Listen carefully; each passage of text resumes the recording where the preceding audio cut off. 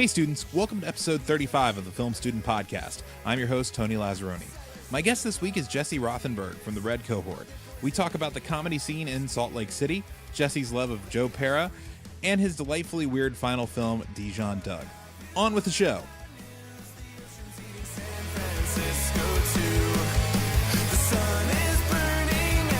I had a job right out of college that I hated very much. What was that? I was a procurement analyst. Just sounds like joy. Yeah. It was literally nothing. The job did not need to exist to the point where I'm pretty sure when I quit, they didn't replace me. Yeah. So I did that and I hated it so much. So I started doing like comedy to give myself something to like think about while I was bored at work. Then I got to the point where I quit work and I moved to Salt Lake City to figure out what I was going to do with my life. The hotbed of comedy in the country. It's actually way better than you think. I would assume it's at least decent. Most cities have like kind of like DC.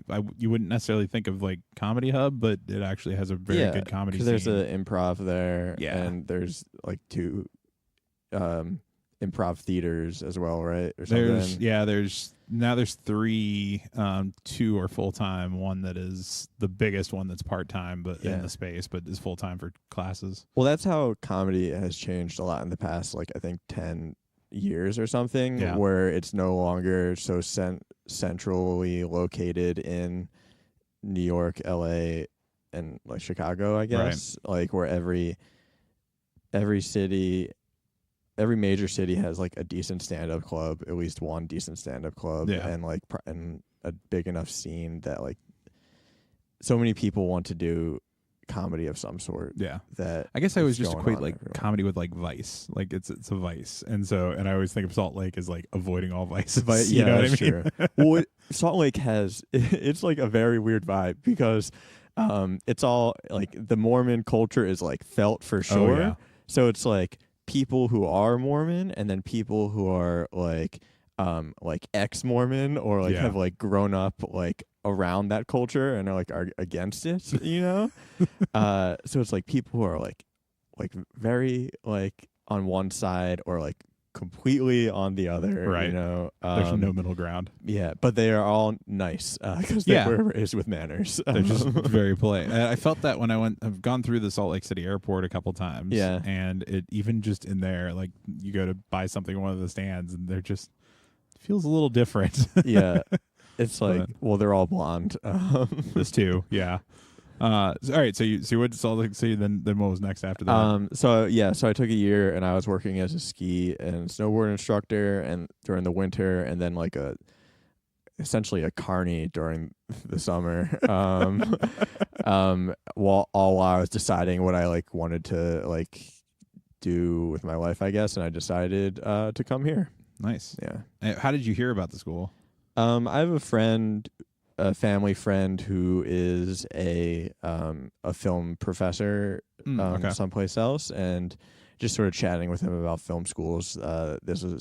He had heard about this, and because of my interest in comedy, thought I might be interested. That's cool.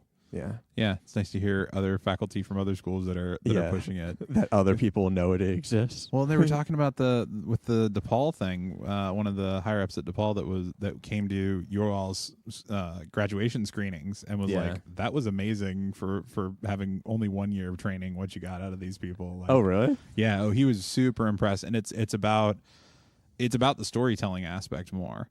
Yeah, it's the fact that our stuff comes out and has a beginning, a middle, and an end. Like that sounds so simple, but that is something that is so easily lost in all other production like classes, because they learn how to frame a shot and how to set up the camera and how to run the post production software and how to all that stuff. So they make stuff that which looks we don't gorgeous. Necessarily know how to do. No, but it's at least it makes sense. But we're also told like those people that can do that are easy to find. It's tough to find a storyteller that can actually make that vision work. And so it's like we're learning to be above the line versus they're learning to be maybe above the line eventually, but probably below the line for a lot of it. Yeah.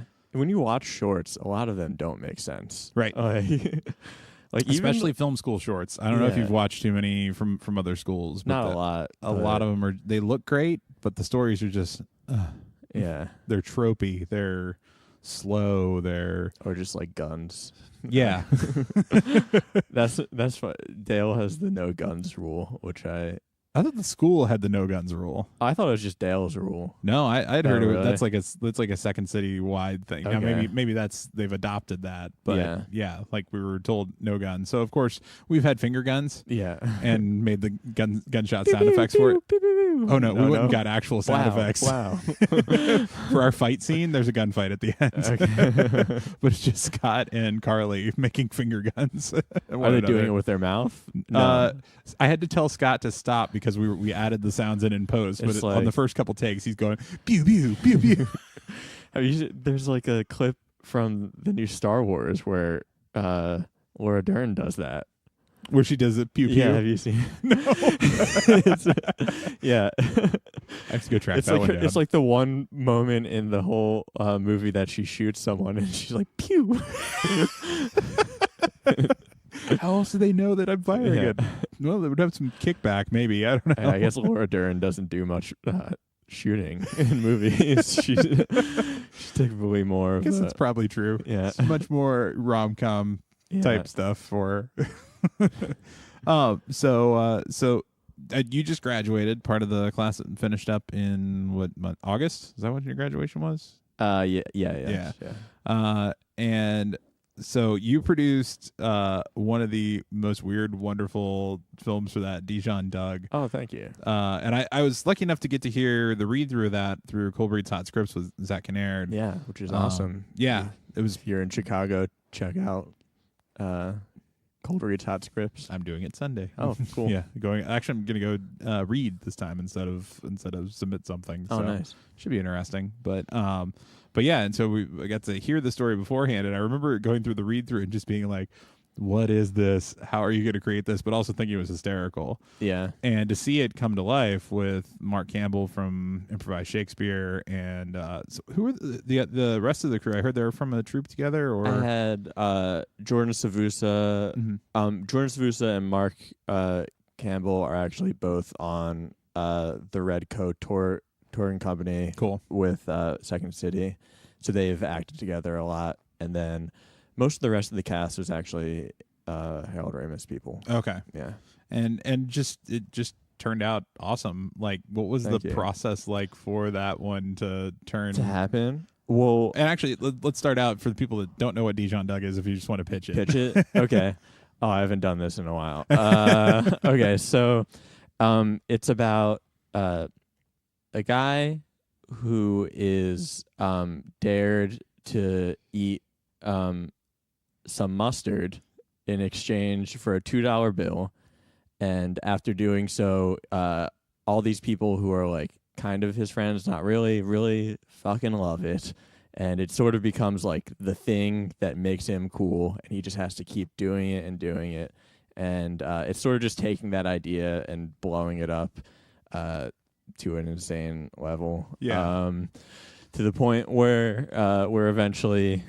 he's eventually seeing mustard everywhere. Lake Michigan is full of mustard, and it really haunts him later in life. Yeah. Where did that idea come from? It comes from, I think, making one of your friends eat something gross for a small amount of money is a time-honored tradition in American teenage boy culture. And so like the specific like thing that made me think of it is I had a friend in college who we'd go to like Denny's after we were out drinking, and one time someone dared him to do a shot of syrup. Okay. And he did it, and we went syrup like wild. Like maple syrup? Maple syrup. Like he got pancakes. Super Troopers. They're just chugging the stuff at the top of it. It wasn't even that much, but but we loved it. And so then the next time we went to Denny's, obviously we were like, do it again. Syrup shot, do it. And he was like, no, I'm not doing that again. It was gross. So I guess just the idea of what if he said yes, and like he like that just became kept his doing thing. It. Yeah. That's hysterical. And then I like mustard is a good condiment. And then you just go way off the dark, weird, deep end with it, which is just awesome with the interview at the end and everything like that. So what are you doing with that one? Are you trying to submit to festivals? Are you?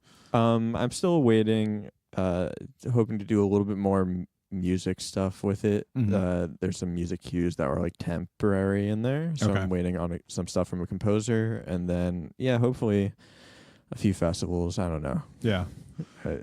Still trying to learn about all that stuff. I feel like there are some like festivals out there that I think would fit really well with that one. That are just like meant to be off the wall, left to center type stuff. Like that are into because that felt very much like Adult Swimish. Like that could easily be up there next to like Children's Hospital or something like that. That make total sense. That is a big compliment. So thank you.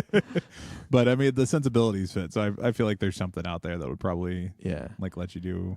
I have heard that that they get so many dramas submitted that they like comedies. Yeah, which is and that goes back to the film school thing. Like they're like, you're creating fun stuff to go watch, and all these other students that are coming through are just creating like dramatic things, or they're like sort of cutesy. Let me bare my soul. Yeah. And we're like, don't look at my soul. It's so dark and weird. So what are you trying to do now? Like what's your next step? What's the end goal? Right now I'm actually helping with a few people in who are graduating this next term's finals, while also just trying to find work and make rent and that type of stuff. Yeah, I know Bridie Jarosevich and Robbie Justice, both former guests on the show. They're both working with you. Who else are you working with? That is it right now. I'm trying to keep my time. I don't know. Somewhat available not for paying work. Yeah, not overreach myself. Yeah. What would you like to be doing in the long run with this? I'd like to, I think, be in a writer's room for a sitcom. But directing has really been like cooler than I thought it would be. Yeah. Like I didn't think I'd like directing before coming to this school, and then after doing it, it's like, oh, this is pretty. Yeah, this is pretty rad. Yeah, and it's fun. It's just it's like writing. I mean, the whole aspect of you write 3 times. It holds true. If you learn any one of the 3 legs, either editing, directing, or writing, they all sort of fit it. It's very similar. You're just writing with different things. Yeah. It's like you're writing in the real world as opposed to on paper. Yeah. And so I think it balances over. So you'd want to direct TV or write for TV? Yeah, I like TV more than movies. Yeah. So it's different now though, even with TV, because like a sitcom from NBC, CBS, one of those, versus something that you're going to get on like Netflix or Hulu, that do the binge drop. Those ones are more apt to do, almost like what would be a mini series in TV world, where like a season, everything's strung together in specific order, versus TV they'll make like episodic. That you could just tune in for one episode in syndication. I do think later. That we are in store. Well, maybe I like stuff that you don't have to watch every episode, and like that are really the story is contained within one episode, and it's like it's going away from it so much, and it might not come back. But like I think it will. I think there's always going to be a market for that, for the tune in and tune out. It's like you can watch any episode of Bob's Burgers no matter when, and it is absolutely hilarious because nothing changes except for whether Jimmy Jr. Likes Tina or not. Like that's it. That's the running story. Yeah. I'm sure there's like a fish odor running story or something like that too. Yeah. Well, it's like there's it's like some of the side characters change a little bit. Yeah. So what? So you said you were into the writing classes. What did you get most out of the program? I think like a lot of it is just like the work ethic of it, like with like doing all these things at once, and now like I know it's possible, and I know I can be working on a pilot on my own while also like helping to produce a short. Like it's possible, you know? Yeah. Yeah. So just the repetition, which is I think a big thing for any skill. You just got to do it over and over again. And also meeting all the wonderful people here who want to help. That didn't sound sarcastic at all as you said it. It wasn't meant to. That's what happens when I try and sound sincere. I sound like incredibly sarcastic. No, it's you're right.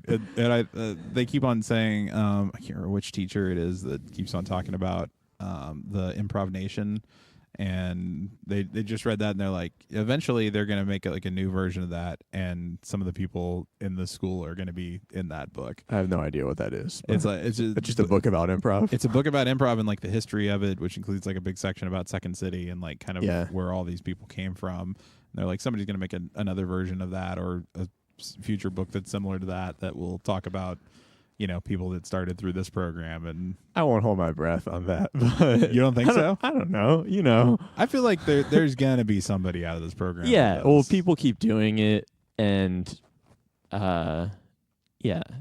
people will get places. Yeah. But you never know.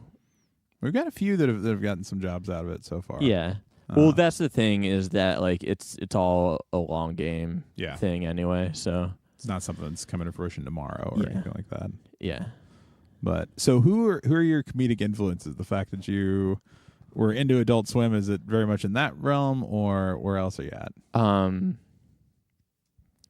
I can tell you right now, what I think is one of the best shows on TV is Joe Pera Talks With You. Have you seen that? I need to watch it because one of the actors I used for something, she's in the show. She's in it? Yeah, Katie Klein. She plays. I recognize that name. Yeah, she plays in Superhuman here. She's originally from DC too, but she's in. She plays one of the couple at the. I guess there's one that's a wedding one, and she's the bride in the wedding. Yeah. So yeah, I need to check that out. I also saw Joe do like live stand up during DCM, I think, a couple of years ago or something that I was in New York for. He's insane, and it's just so such a good. weird I character. love. Oh my god, I just love it so much. Well, what I like about what he does, which is something that I tried to do, is he puts lots of value in like inanimate objects or like everyday things that like don't have intrinsic intrinsic value to them, but like if you can like dump like power into to them, I think it's like very funny.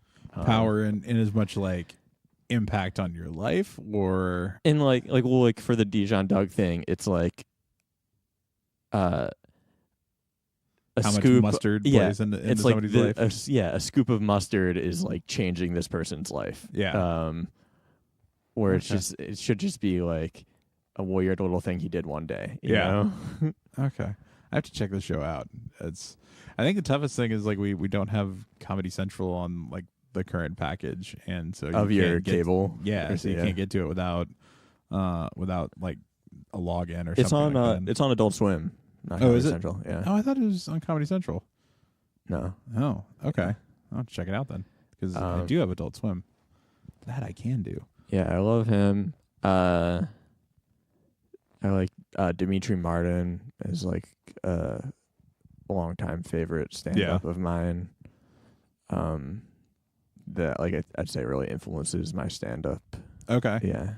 Are you like?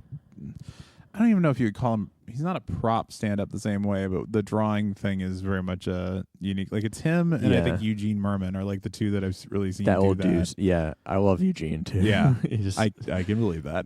Yeah. Well, I actually have like one bit where I do drawings. Okay. And like people, like one time someone was like, "Oh, do you need a stand for your props?" And I'm like, "Oh my god!" I like you feel shitty when someone calls them props because like they're such this like Stigma. prop comic stigma, you know? Nobody wants to be Carrot Top. Yeah, that exactly. Is at the end of the road. Like, and they pick on people that use like musical instruments in their comedy too. Yeah, which musical comedy is great. Yeah, Tim Minchin. Yeah, he's good. Oh, that stuff's ridiculous. And I don't know if Nick Thune's still doing stuff, but Nick Thune's awesome. When he started out, he was doing like a lot of guitar stuff, and is that like half of it was guitar? David O'Doherty plays piano while he does stand up, which is really good. Yeah. Well, I think the cool thing about I could never do it because I don't know how to play an instrument, but because music is inherently entertaining already, and then you're just putting jokes in, so it's entertaining and funny. Have you seen Bo Burnham's specials? Oh yeah, those are ridiculous. That is a show. Like it's closer to a one-man show than it is to it is, yeah. It's like he could not have started doing that not on YouTube. You know? Like he needed an audience to start doing that. Yeah. And so you started doing. Were you doing stand up a lot before coming here, or? Yeah, much more before I came here. Yeah. So like how you're doing a couple nights a week here, aren't you? Yeah, I try to do about 5 nights a week. Oh wow, 6 nights a week now. Yeah. Where all do you get in? Well, there's open mics all around the city. That if nothing else is going on, I'll do those. Mm-hmm. I produce 2 shows as well. So one of them is at the Laugh Factory. It's called Highly Recommended. I'm going to plug it right now. Yeah, do it. It's called Highly Recommended. It's the second Sunday of every month at 4:20 in the afternoon. Nice. Oh yeah, dude. Okay. Have you ever seen Doug Love's movies? He does all of his shows at 4:20. Yeah. We're hoping to land him as a headliner one day. Nice. Unlikely, but that would be cool. So yeah, the next one's October 14th. So I help produce that and get to perform on it like every other month. Mm-hmm. And then me and Melissa McGlenzie and Todd Rissenmay, who both are connected to Harold Ramis, mm-hmm. Host an open mic at the Sedgwick Stop every Sunday at 9. And we're putting on our first show this weekend at 8. Yeah, the showcase that you put together. Yeah, because you've been doing the open mic for a while, but this is the first like showcase, which is I think Melissa was telling me it's 2 sort of known comics from the area, and then all of you and some people that you've invited that have been regulars at your open mic. Is that right? Or? Yeah, actually, I think everybody who is on it has been to our open mic. That's the thing about Chicago comedy. It's like most people aren't above going to open mics. You know, there are people in the city who like have graduated to the point where they don't have to do it at all. Right. But like a lot of people you see at open mics who are doing shows. Yeah. Yeah. Well, it depends on the city because there's not always venues where you can do kind of the walk-up slot the same way that they do like out in LA or out in New York. Where you can just have, oh yeah, I went to the Laugh Factory, I went to Catch or something like that, and It's insane how different it is everywhere you go. Oh yeah, it's like every city has its own like little like quirks and rules about it. Yeah, and culture to go along with it. Yeah. So, and is that something that you would want to also keep going with? Is the stand up, or because you said you dropped off some when you were here? Yeah, just because so busy with the schoolwork. Yeah, I like doing it a lot. But I also like the writing side of it more. So it's like if it could turn into a writing job, that would be rad. What was your final writing assignment? It's about a I feel like I'm like dragging you over the coals, having you have to repitch this stuff. Yeah. I got away from pitching. I didn't have to keep doing it. I thought I was done with this project. No. Get to it again. Pitch now. Yeah, I guess I should be able to do this. That's what they keep telling us, that you got to be able to pitch on a dime. So it's about dimes. Perfect. And pitchers of dimes that I'll drink. Never mind. It's called T-Rex Tony's Extreme Adventure Park. And it's about FTC, Federal Trade Commission employee who gets caught in a pay-for-play scandal and ends up losing her job and has to move to southern Utah, where she works at a extreme adventure park. This is, I'm guess, basing on personal experience, knowing now the Carney background. Yes, okay. That is definitely a lot of the characters are inspired by people I actually met. Yeah. I think that's everybody's project. Like mine takes place between DC and Chicago. Yeah, and then you're writing a feature, right? Yeah. Yeah, that one, it might kill me. We'll see.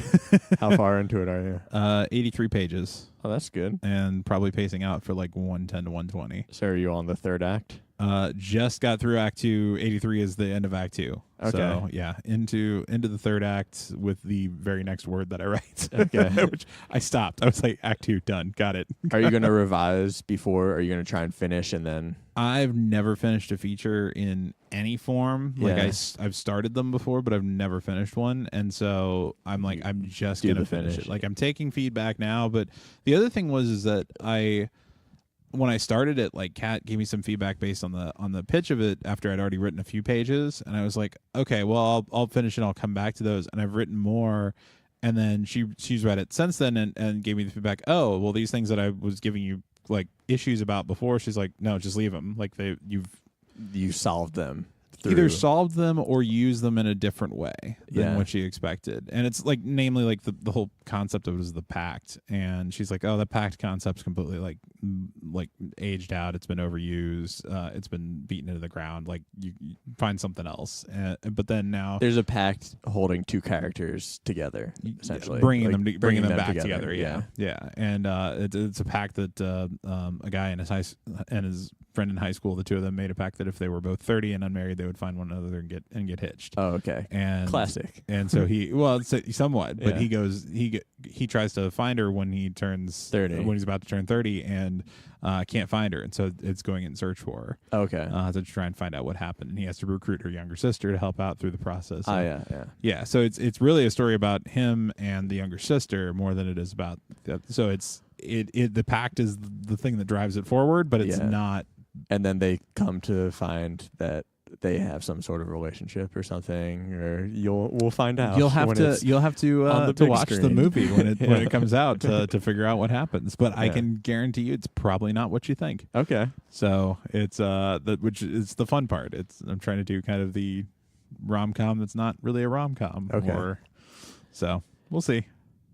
But feature. Have you finished a pilot before? Yeah, I actually did a pilot before, because in term 2, I was like, I gotta take a break from writing because I worked on the same feature in term 1. Yeah, and I was like, I just need to step away from it for a bit. And I had this dumb idea from an improv sketch that we did in class, me and Dan Murray. Yeah. So I wrote a Time Bar. It's about a bar that hurtles through time and space, and picks up Benjamin Franklin, who becomes one member of the crew. Oh, that's cool. So it's like it's like a little bit like Bill and Ted inspired. It is. Yeah, it's very what was the crossover? I said it was like Always Sunny meets Quantum Leap. Okay. That was basically the idea. They're all assholes, but they can time travel. Yeah, basically. Like they're all not even assholes, just terrible to one another. Okay. And then they recruit Benjamin Franklin to join them. Is he also terrible? He hasn't revealed himself as terrible. Well, he's a little bit. He's obviously like a womanizer, and he's got the hots for the main character's younger, like for his sister. Who just thinks he's a creep, and so they're all I would say the Always Sunny people have more rapport for one another than the characters in Time Bar do. Okay. Like they all have to kind of deal with one another. Can I give you an interesting Ben Franklin fact that may help punch up a scene at some point? Go for it. I had to do a lot of research to make that one work, so I may know it. Let's see. He apparently believed that standing naked in front of a window was as good as taking a bath. Interesting. Okay, I did not know that one, but I feel like if I were writing this as a series, I would have to know my Benjamin Franklin inside out, upside down biography or something. Yeah, like I already just all about the Franciers. Yeah, well, and just to pick out the right date for when they would travel, so that he was going to be in the location they were traveling to, I had to like research and find out when was he in the United States, when was he not. Like 1777, it was post Declaration of Independence, so that was signed, but he was also still in the country. Yeah, so that was the time frame I've got him dropping in. And I had to get the month right too, because for the very beginning of 1777, he wasn't there. People would have held you to that, Tony. They would have been like, the dates are all wrong. Some jerk would have been like, you know what, I was into it, and then they just got the dates completely wrong, and I was just completely taken out of it. I couldn't believe that they were hurtling through time in a bar. Yeah. It's like the time travel part makes sense, but get the times they land on. Yeah. Right? So I wrote that one. So that was just my palate cleanser before going back to the Pact and working through it. So that's why otherwise I think I probably would have finished the Pact in term 2. I started outlining a feature, and that's what I was going to do for term 2, and then I just got terrified, and I was like, I don't get what's in the middle. There's nothing there. What was your feature? The idea was, let me remember it. It was about a young pear farmer, someone who grew up as on a pear farm, who always wanted to grow Honeycrisp apples. Okay. And then after college, he lands a job at the Minnesota School of Agriculture, which is like a world renowned for their apple department. They created the Honeycrisp apple, and he's trying to get a job working for them, but instead he ends up in the apricot department. After that point, it would essentially become like a frat, like underdog frat movie, where like he has to like rally the losers at the apricot department to like save their funding. Okay. And the apple guys are dicks. How much of that is truth? Like, does that organization actually exist? Yeah, the Minnesota University of Minnesota School of Horticulture, not agriculture. Okay. Actually created the Honeycrisp apple and like a lot of other popular commercial apples, which is where this whole idea came from. I thought that was wild. I'm from Minnesota, and I don't know these facts. That's sad. Yeah. And I love Honeycrisp apples. They're the best apples by far. I would Gala apples. Gala is not as juicy. Oh, but they're sweeter. I like them. To each his own. Okay. You can be wrong if you want.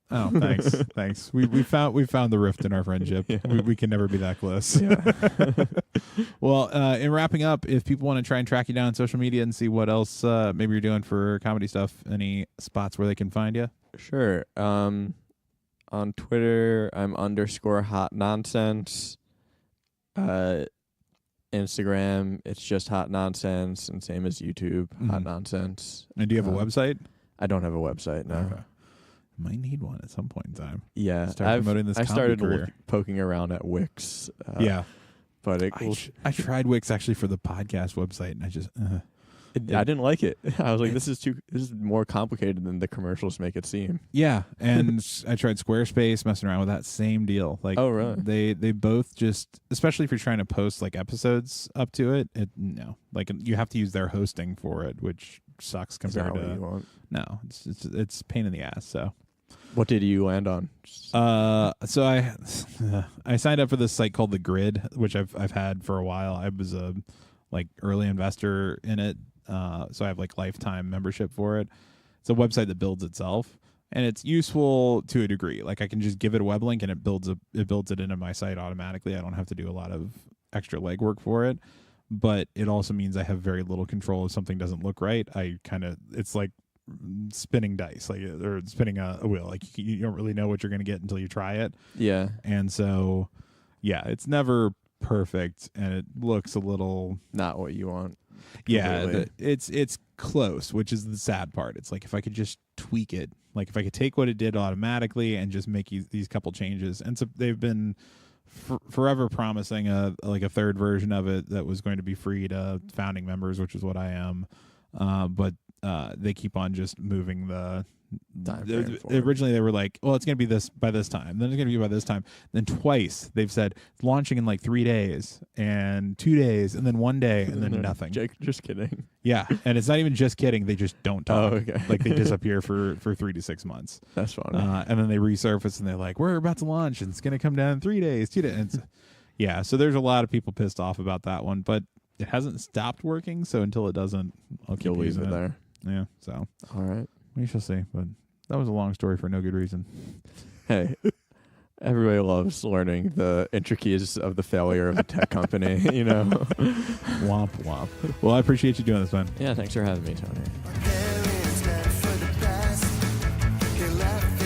That was Jesse Rothenberg. Thank you to Jesse and to the Harold Ramis Film School and the Second City staff for their help. The song on this week's episode was Free by the Great Heights Band. Pick up their newest album, Rad-Pop, on iTunes and Google Play.